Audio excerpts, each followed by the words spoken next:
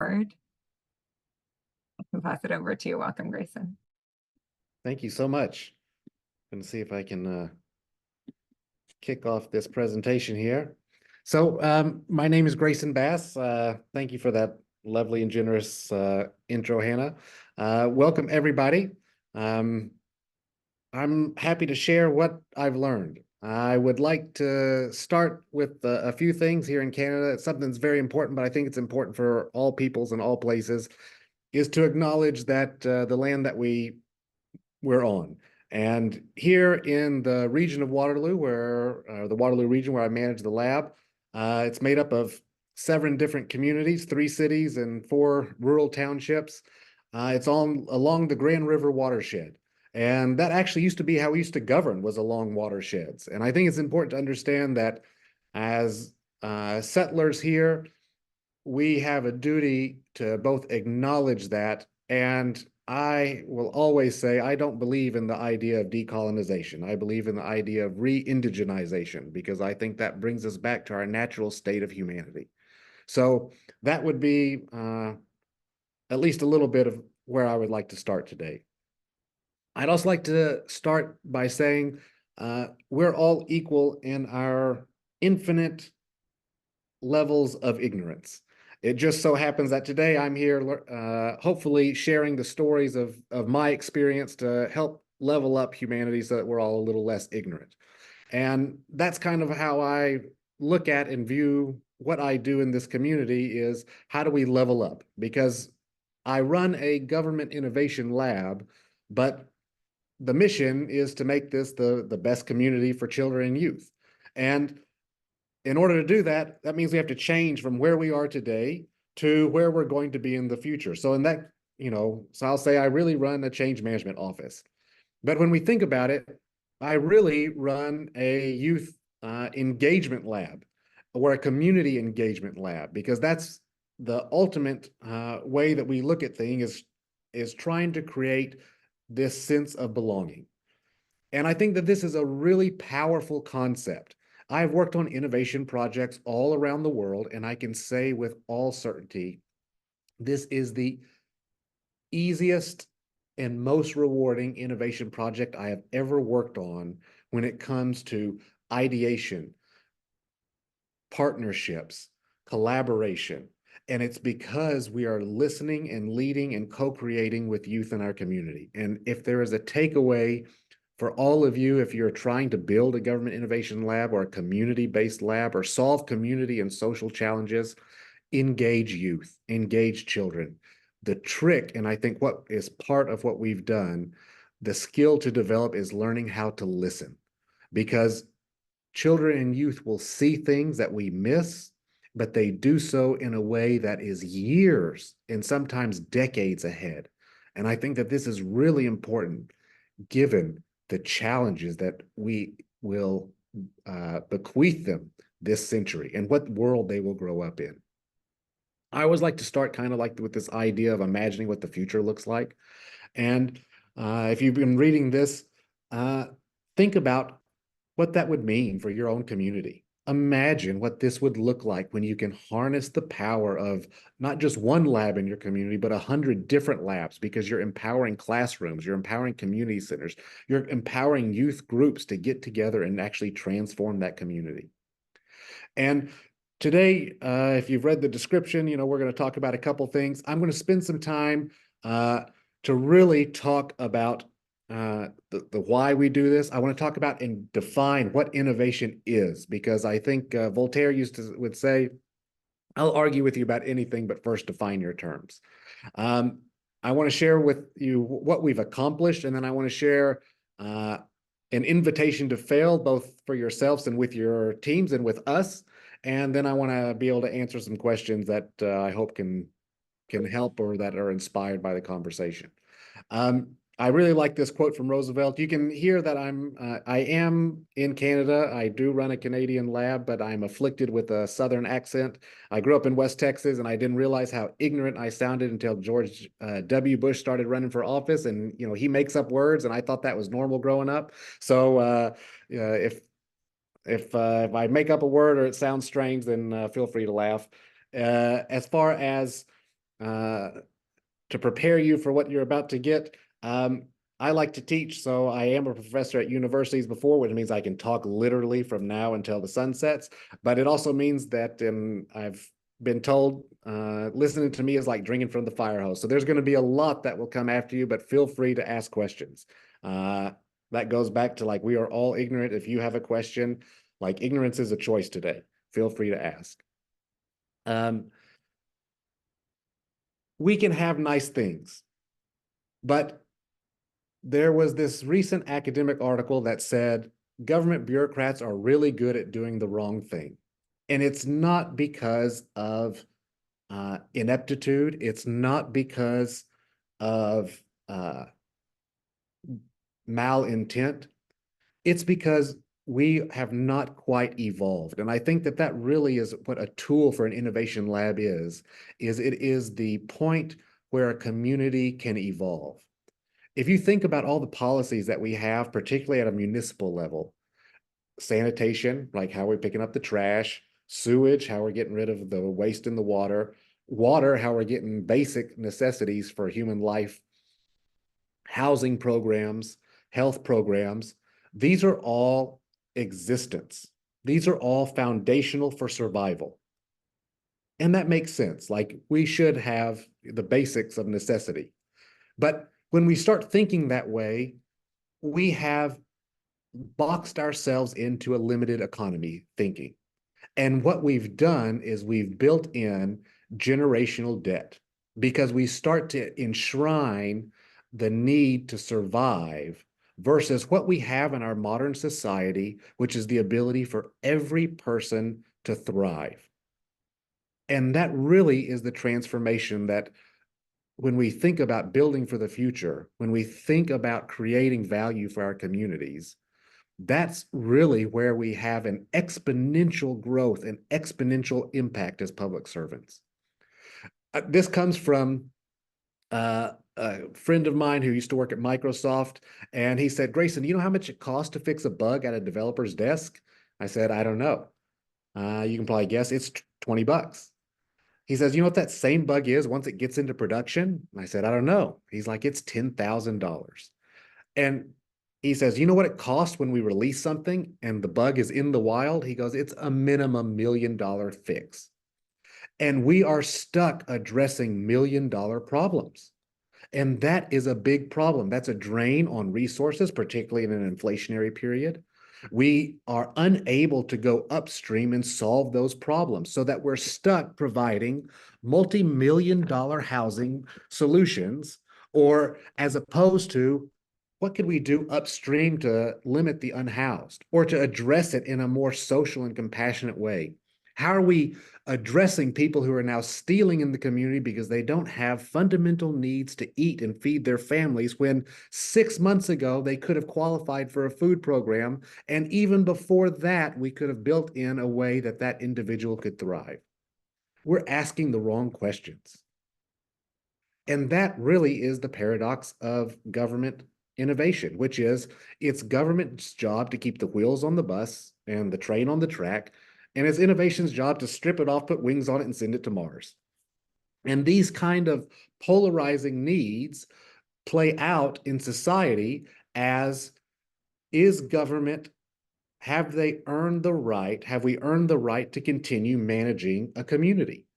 Because when you lose that right, that's when the torches and pitchforks come out. That's when the revolution comes, and revolutions are messy. We do not want that.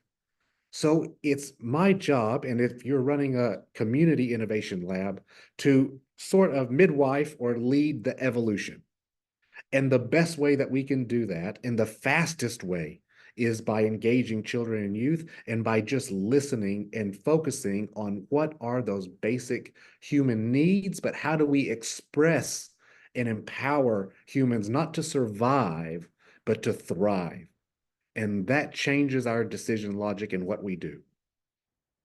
So I'm going to stop real quick from that kind of overarching picture and just define what is innovation, because this is really important.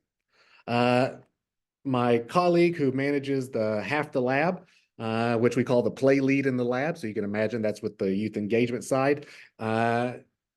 he made this and simplified what I'm about to show you. So that's why I'm showing this first. This is a lot more playful. This is how we teach adult allies. This is how we teach youth. And frankly, if we design for children and youth, then we've designed for everyone. But this is our definition of innovation: something you're really good at, plus something you've never done or never thought about, and it creates value. When we hear people talk about, well, there's business innovation, research innovation, technology innovation, I want to start crying because it makes it so difficult. People say that there's different ways to do that. There is not. What value is what you're trying to achieve. And here in government, we're trying to achieve social and community value. We're trying to ensure that civilization, society continues, but not only continues, that has the conditions to thrive. Because as managers, and what every business school in the world will tell you, it's not our jobs to be successful, it's our jobs to create the conditions for success. And I want you to hold that thought about conditions for success, because that's really important with actually how we hire at the lab. Once we understand, like, this is the definition of innovation, you can see there's nothing about technology here. It's expertise, which everybody has a superpower. It's experience, where you're doing that, how you're finding new things and combining them in your brain. And that's what creates value. And I think if you use this definition, then we understand that innovation then happens on a spectrum. So things like implementing a new ERP or accounting system, it doesn't sound very innovative, but it's on the innovation spectrum. It's a portion of an optimization function. And I think it's important to understand and acknowledge that any type of value creation that requires you to do something different and to use your expertise is what innovation is. And understanding that then helps us understand how to build an innovation portfolio, how we accelerate things through a pipeline, and to actually look at what we're doing. Because if we are focused on optimization, sustaining innovation, that left side of that spectrum, we are ensuring failure. We are ensuring societal failure. Every company that is focused on prioritizing efficiencies and effectiveness in an optimization way, what ends up happening is you reduce your capacity to be flexible, which means you can't respond or adapt to change. And the logical decision is to build more houses, when the real solution is something that we address it upstream that costs a fraction of the cost. And understanding that innovation happens along this spectrum really makes a difference. So I wanted to give, here's kind of a model. Here's it in a little bit different language, using what my colleagues came up with was like cake. Optimization is like making a cake and then making the recipe so you can make it the same every time. So you're making vanilla cake. It's the world's best vanilla cake. You've got it. You can crank that out. You're like the 3-star Michelin chef of vanilla cakes. That's an optimization function. How do we then source supplies so that we can make more profit or do it faster? Sustaining innovation then is like, how do we then say, well, we're really good at this. Maybe we can chop up some strawberries or some freeze-dried strawberries. We have a strawberry cake. Maybe we can make chocolate cake. We're introducing new flavors, and all of a sudden, it could potentially lead to breakthrough in that we're having all sorts of new things. But really, we're doing the same thing. We're just adding a few different ingredients, which then leads to breakthrough, which is like, wow, we could make pocket cakes and cakes that go into vending machines, because all of a sudden we can make them smaller into cupcakes, and that changes things. And kind of the example we use is this idea of disruption then becomes cake pops. It's something completely random and new. It's another type of candy, like a lollipop, and we do something different. The example that I use is this. Imagine that we're making these red cups in a factory. And an accountant realizes, or an engineer goes, if we shave 1 millimeter off the bottom, it'll still stand and we'll make $1 million extra profit a year because we're saving money. That's fantastic. If we use that same machine, same way, and we just add blue dye instead of red, all of a sudden we have a new product. We've got blue cups. It's amazing. We are expanding our market. All of a sudden we may realize we can have the entire rainbow color of cups. And being Pride Month, we're going to have a bonanza of cup sales. It'll be fantastic.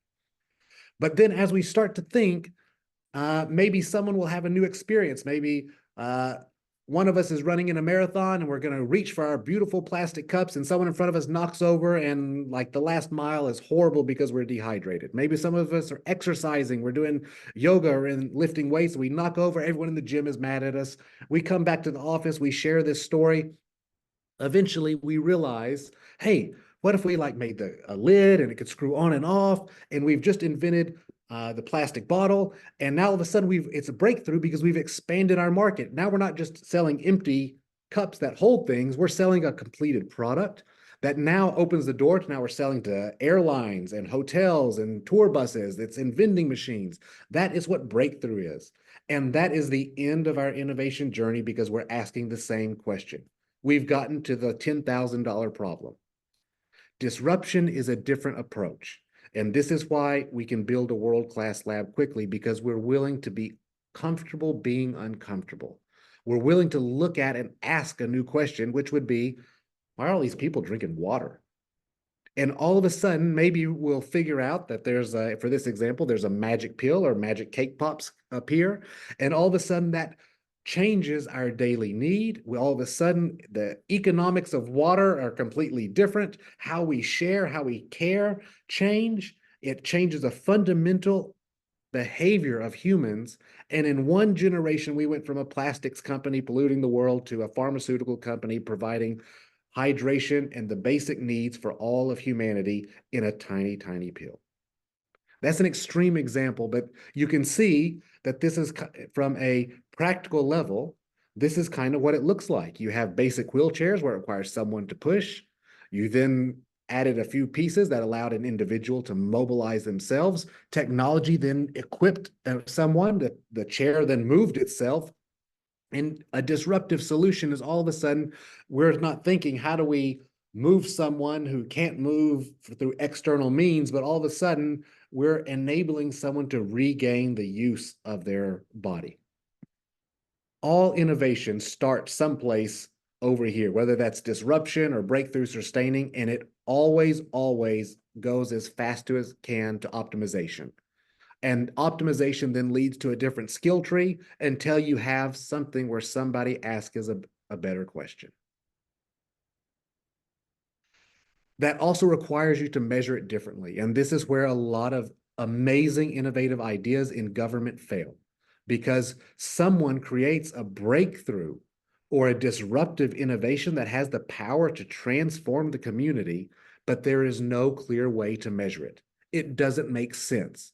It doesn't save money in the same way that we expect because it takes a lot of money. You can think of an example of electrifying your fleet of transportation vehicles. We know long-term it'll save money. We know it is better for the environment. We know people prefer and enjoy riding on it. We don't do it because the logic is, well, we have this built cost of infrastructure and we don't want to get rid of it. And we limit a chance for breakthrough. We limit our chance for having this social impact and improving society because we've reduced lead and pollution levels, so we're going to have lower cost for healthcare. We've reduced maybe sounds of loud engines, so we have more peaceful settings so that birds can come back, the environment improves. We don't calculate all of the benefits effectively because we're fixed in saying this is what it is. And forget about anything that then would be this disruptive.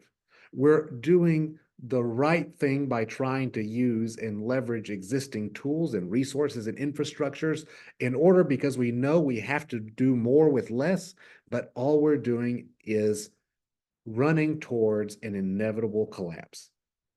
This is where an innovation lab has the ability to completely change how communities work. So how do you do that?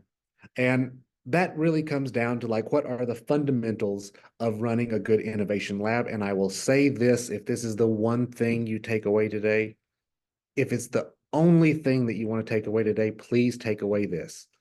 Not toilet paper, but we ask for one question when people come to the lab, which is, what is compassion?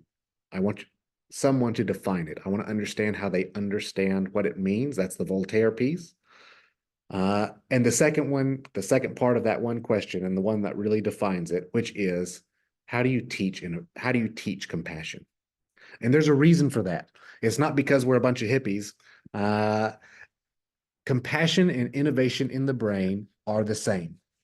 This is one of the most exciting things for me that I've learned in the past decade, which is MIT did some research. They put fMRI caps on people and they were looking for the eureka moment. And I think we can say that's a pretty good proxy for innovation. That's kind of new novelty. You're combining, you're using your superpower, like Archimedes in the bath when he displaced water and Eureka happened. And you have a new experience and you get innovation. You've created value. He created a new way to measure. And what we find is that the highest frequency brain wave state, the gamma wave state, like the Incredible Hulk, he gets gamma radiation, but more awesome, is you literally have a light bulb moment and a photon is released, and you are now in the innovation mindset. You are in a gamma wave state. And that is awesome for someone whose profession is around innovation, because if we can elicit that state, then we know we can change it. But this is what's more awesome. A very respected researcher in Germany at the Max Planck Institute and was focused, a researcher for neuroscience, was watching monks meditate, looking specifically for like how meditation improves like, health and cognition, things like this. And like all good innovators, one of the monks started doing something weird under the MRI machine.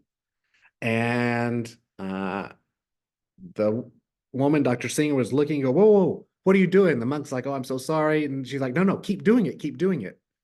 What she found is profound, is that this monk was doing a meditation on compassion.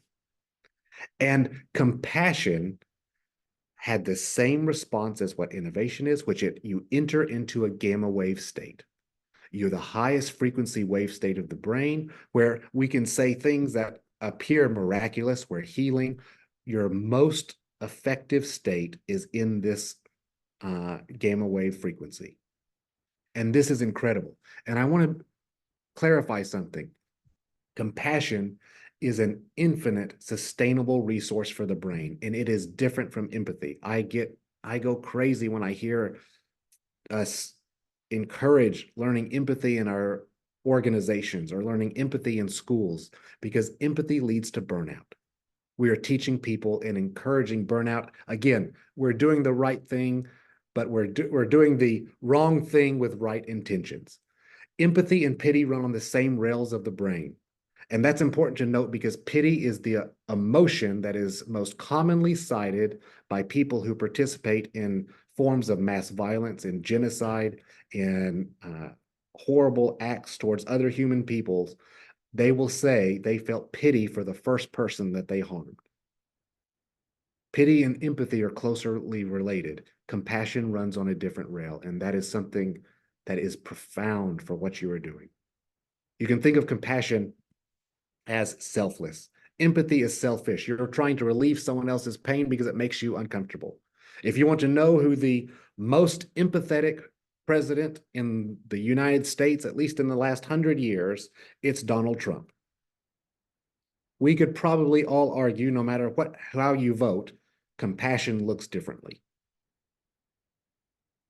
That's number one. If you have this in your lab, you can accomplish anything, because it creates a ethos, it creates a team, it creates a group of people that are capable of solving problems. I would rather have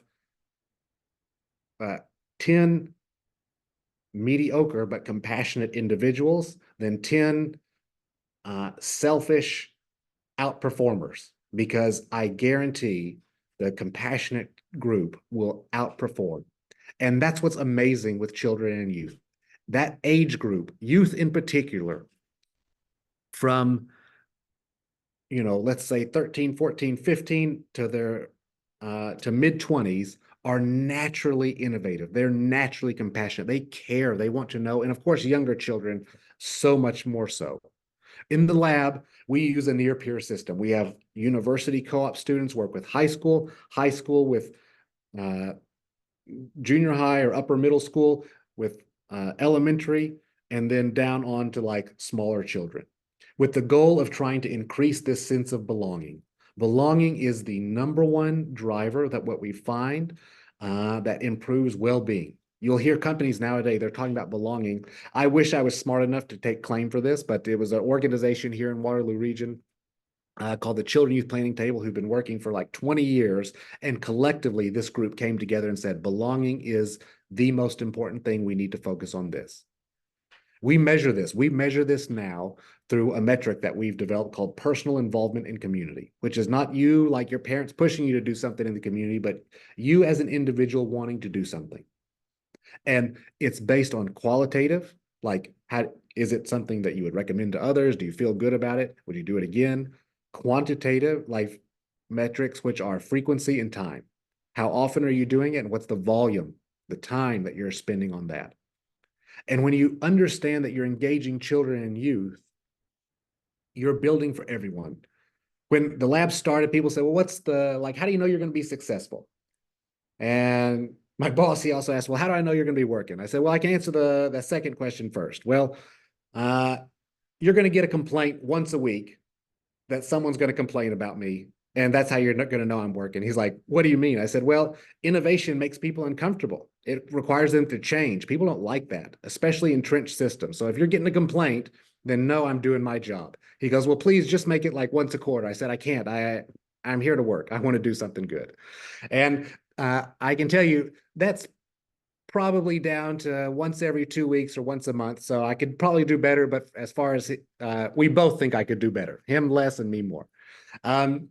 The next piece around that, by driving belonging, how, what do we think the vision is? I say this, and I think that this is true for every community. Imagine a 3-year-old walking out their front door by themselves and going anywhere in their community. Here in the Waterloo region, it's 1,500 square kilometers, to go for swim lessons, to go play with friends, to go to school, to go anywhere that they see fit, and they're able to hop on some form of public transportation, ideally something that is green and maybe autonomous. And along the way, there are people that are paid to help that child and other people navigate. But there are also the community at large is invested in that child getting to where they're going and then making home safe for dinner. What kind of community do you think that would be? I can tell you, that is a community that works for everyone. It works for a senior citizen. It works for someone with a disability. It works for someone who doesn't speak the language. It works for someone who has just arrived in your community. That is a community that works for everyone. It's not the best community for children and youth. It's the best community for everyone. And I think that that is a higher calling for public service. And if you build for children and youth as a primary stakeholder, you can achieve that. If you listen to them, because they will tell us problems that we miss. Giuliani, before he became Giuliani, we all know and love today, had a policy in New York: if there's a broken window, fix it. If the subway has graffiti, clean it off. And that reduced crime. Think of children in the same way with less hair dye, where they are able to go out and see things in the community that we miss. We just need to learn to listen. And once we can hear them, we can start to co-create community with them. The other thing is to hack procurement. It took me 9 months to unlock my budget, to figure out how to use procurement as a tool for innovation. You'll hear this a lot, like in advanced circles. I know I've been saying it for a long time before even this job. Procurement is an amazing source for innovation. Not only can you structure it in a way that you are empowering people to solve problems differently, but at least here at the lab, innovation is about velocity. In procurement, if you get stuck in multiple bid processes, that means you're building too big. In your organization, everyone has procurement rules. Follow those rules. But do it in a different way. because you need to be able to build small pilots. And if you cannot do it within the bounds of single source, no bid procurement, I would say either one of two things are true. One, you do not know what you're doing. It is too big. And you should walk away and find a way to prove what you want to do before you actually build it. Or two, you have built something awesome, ready to scale, and it should go through the procurement process because now you're trying to scale it efficiently. This is really important, and this is why lots of organizations and lots of labs fail, is that they end up building the wrong thing because they can get away with it.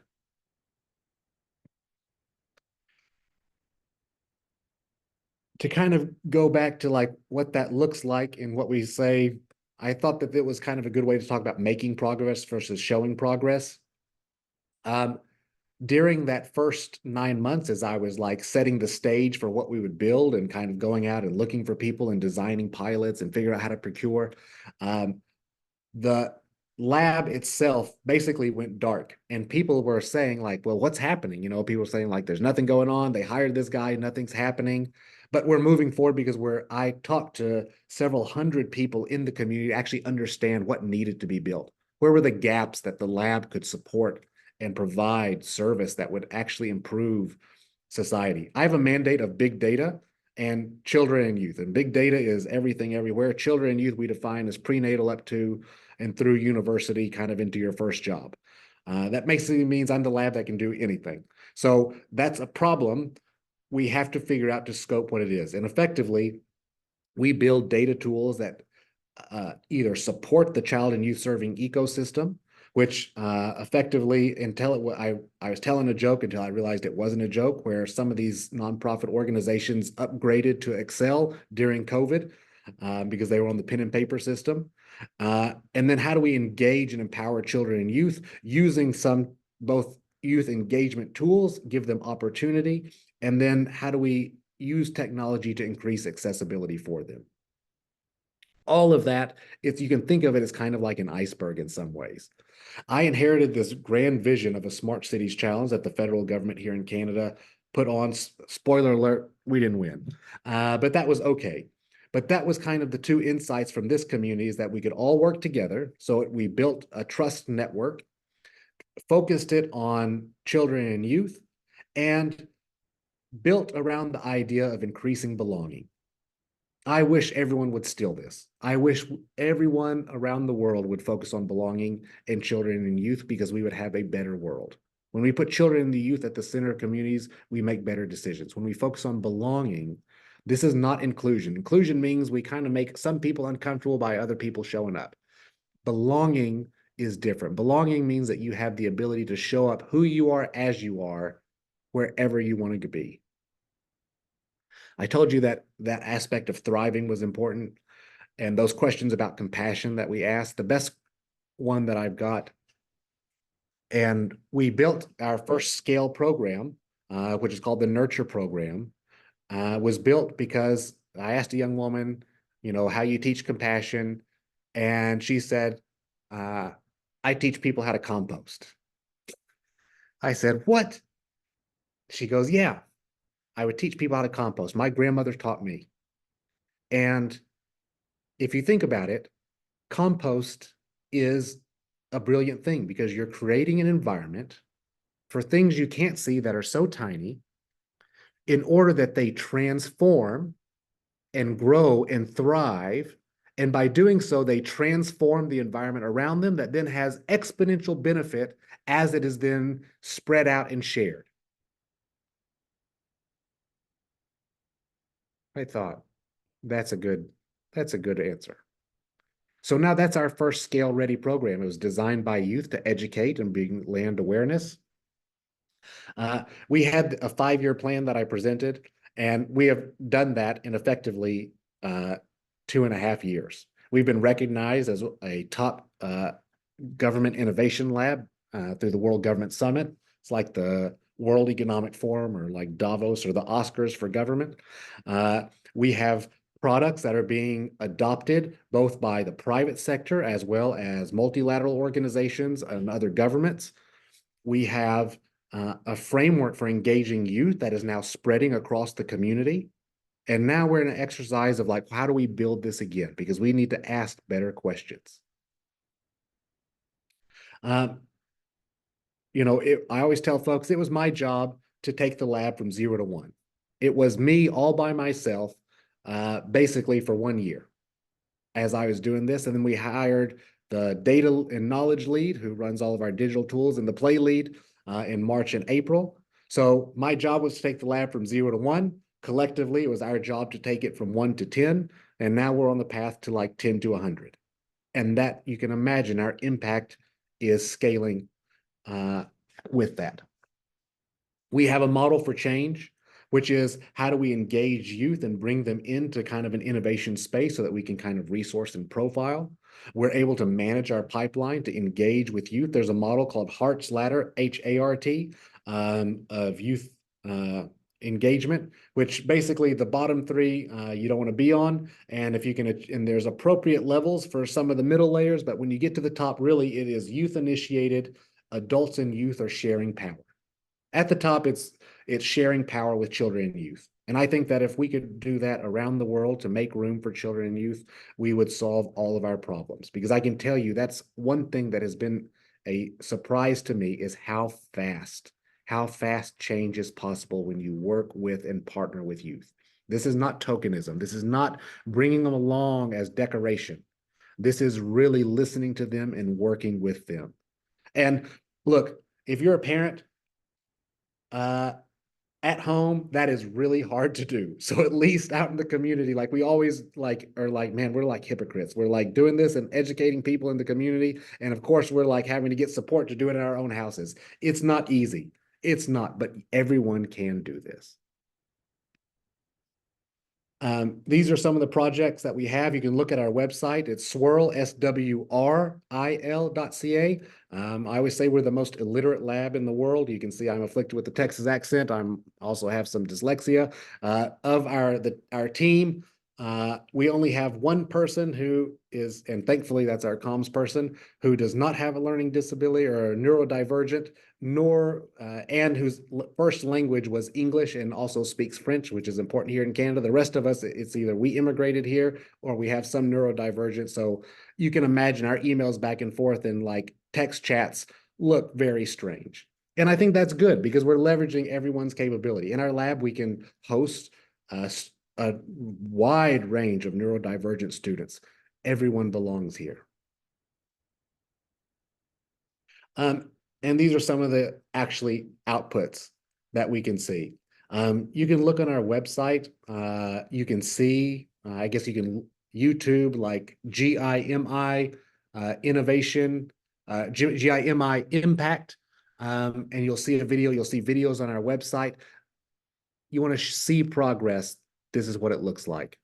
It looks like a community and transformation. It looks like where people know if you want to try something new, if you want to get something done, if you want to engage youth, here's the place to go. If you're building a world-class government innovation lab, people shouldn't start to say, yeah, I know about that. I want to go. And I can tell you, we still have a long way to go. We are not perfect. There is a lot more that we can do. There is a lot more that we can do to transform, but that's what our next 5 years is going to be. How do we take this foundation that we've built and then really do something, not just in our community, not just mobilizing all the youth in our community, but how do we do that beyond? How do we scale this model to 10, 20, 100 cities around the world to do something amazing, to address these challenges that we have and to solve them? Municipalities have outsized impact on everything going forward. We'll see multilateral organizations fail. We'll see national governments fail. A lot of it due to climate.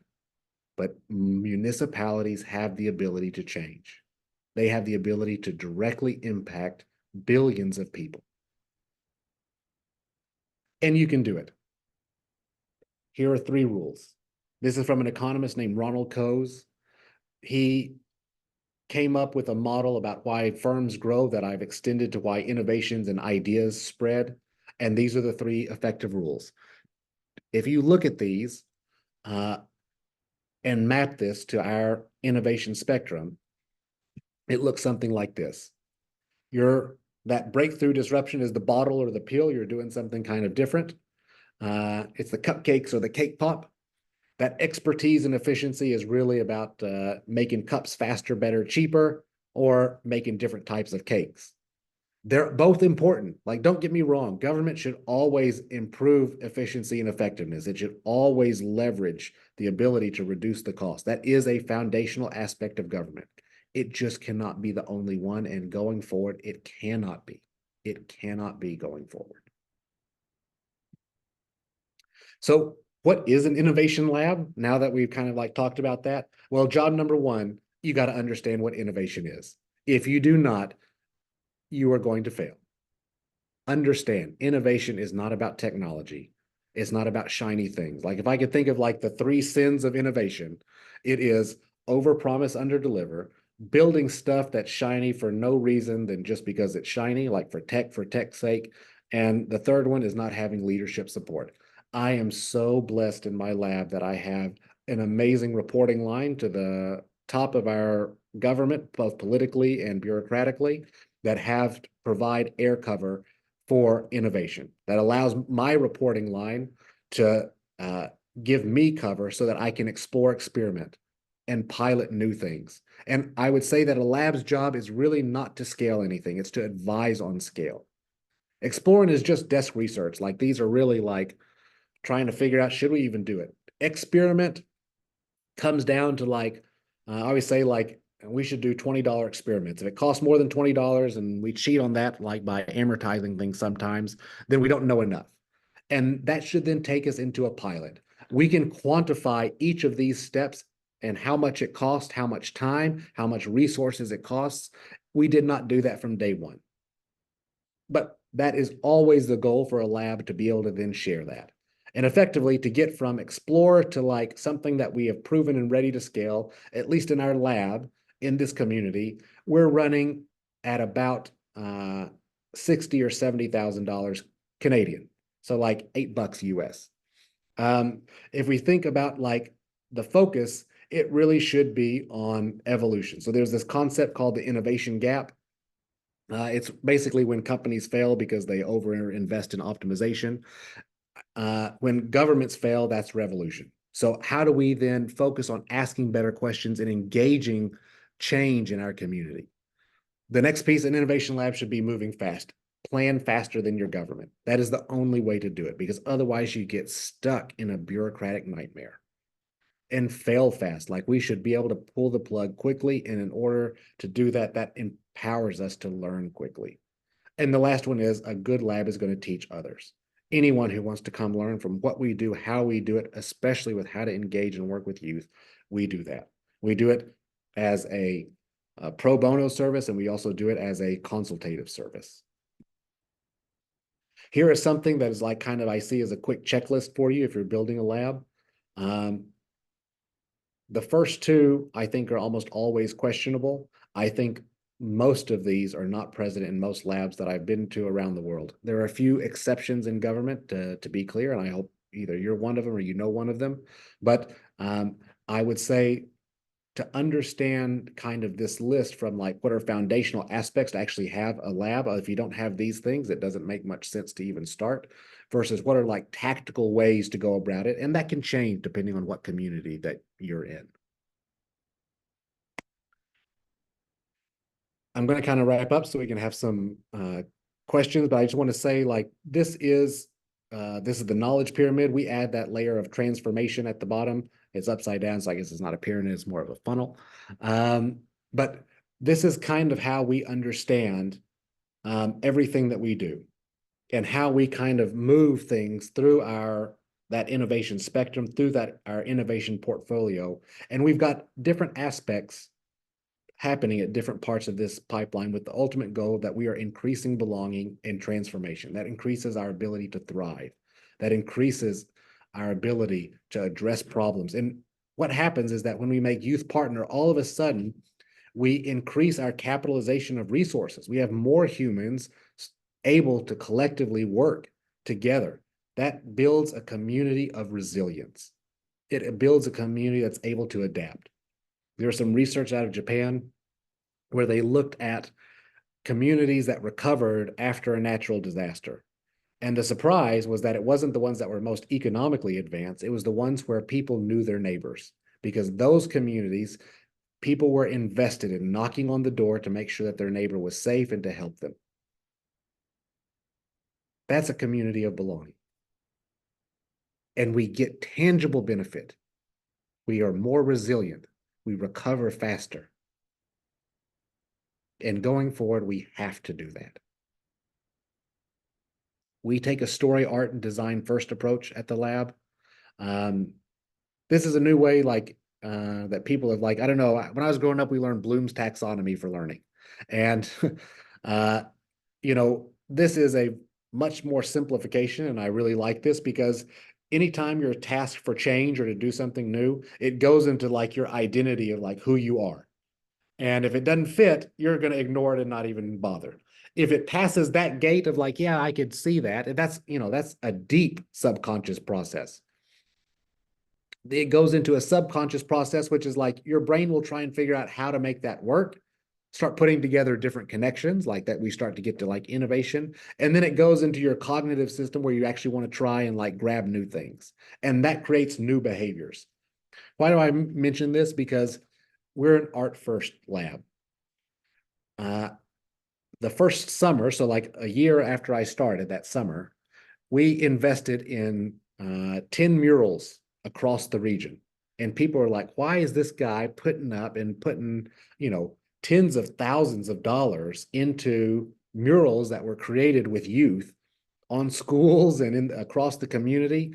And the reason is because art changes minds. Graffiti art and muralists in communities around the world actually predict the future by 5 years. I'm not going to talk about that today, but just take my word and suspend disbelief for a while. But what we do know for sure is that art changes the biology of your brain.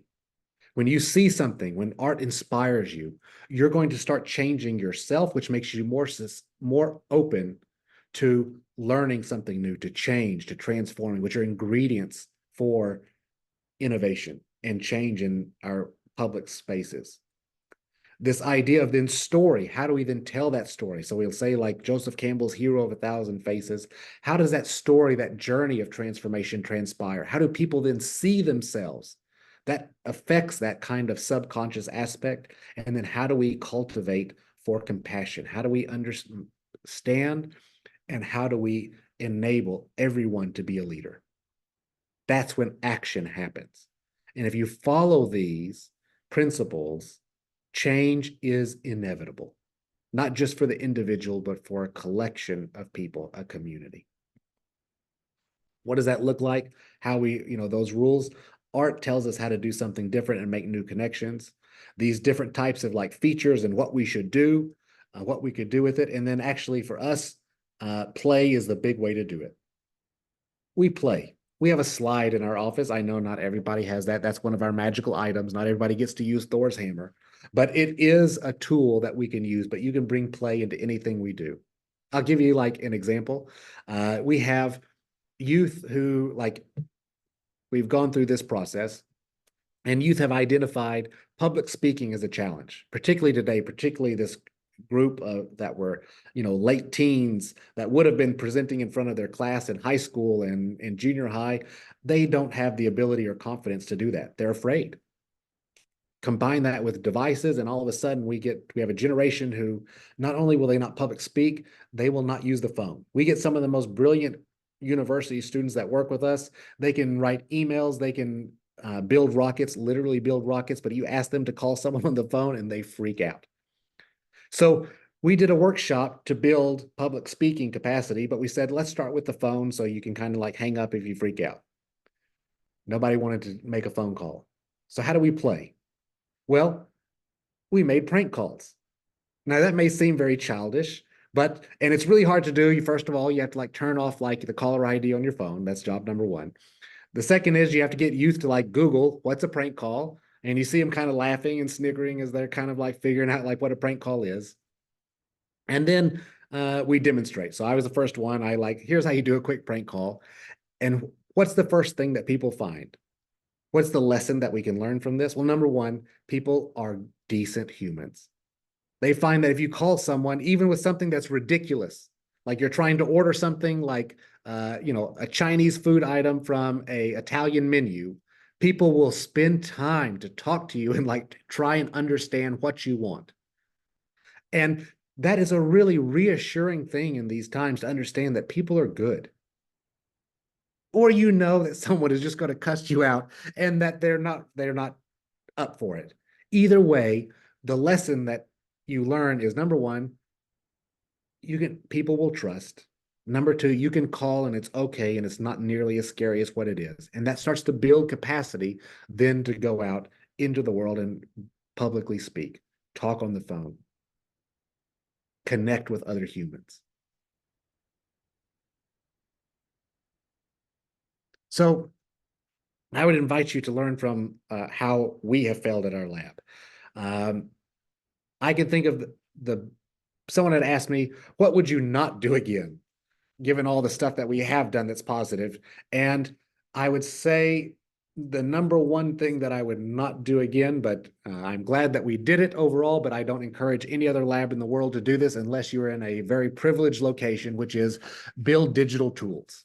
So we, at the lab, we have built AI tools, blockchain tools, um, GIS tools, and they're good enough that we're now like, that's a revenue generator for our lab.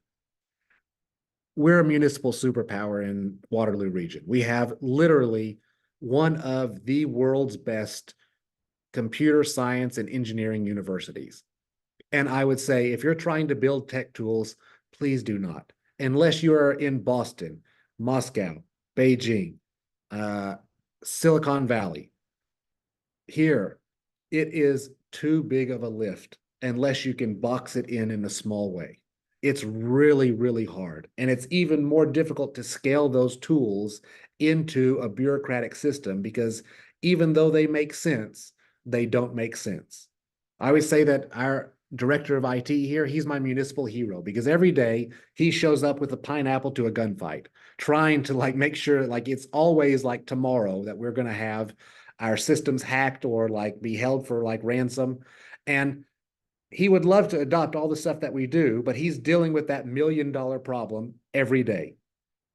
And that is a challenge. But what we do and see and get benefit from is all of the youth engagement work.